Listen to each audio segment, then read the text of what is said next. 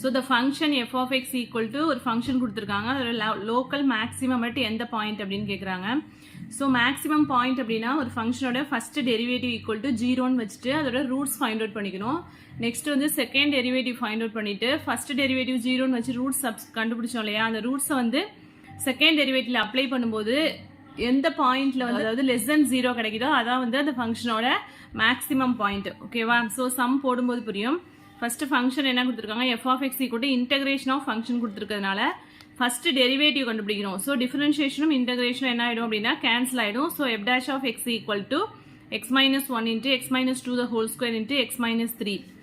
So இதில் roots வந்து டேரக்டாக கண்டுபிடிச்சோம். அட் எக்ஸ் ஈக்குவல் டு 1ல இந்த ஃபங்க்ஷன் 0 ஆயிடும், and then X equal to 2லையும் 0 ஆயிடும், எக்ஸ் ஈக்குவல் டு 3லையும் 0 ஆயிடும். ஸோ இதோட ரூட்ஸ் வந்து எக்ஸ் ஈக்குவல் டு 1, 2, 3.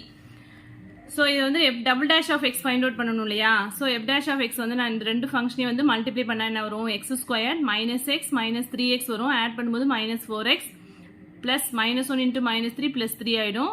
இதை வந்து a minus B the whole square ஃபார்ம்ல எக்ஸ்பேண்ட் பண்ணியிருக்கேன்.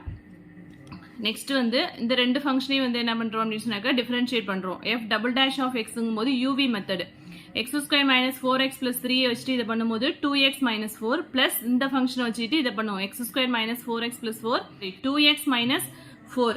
ஸோ 2x மைனஸ் 4 வந்து காமனா எடுத்துட்டோம்னா என்ன வரும், X square minus 4x plus 3 plus X square minus 4x plus 4 add பண்ணும்போது இந்த ஃபங்க்ஷன் கிடைக்கும்.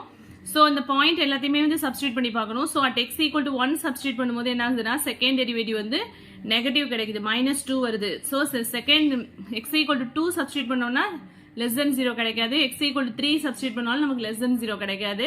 அட் எக்ஸ் ஈக்குவல் டு 1ல தான் வந்து minus 2 that is less than 0 கிடைக்கிறதுனால F of X has a local maximum at X equal to 1.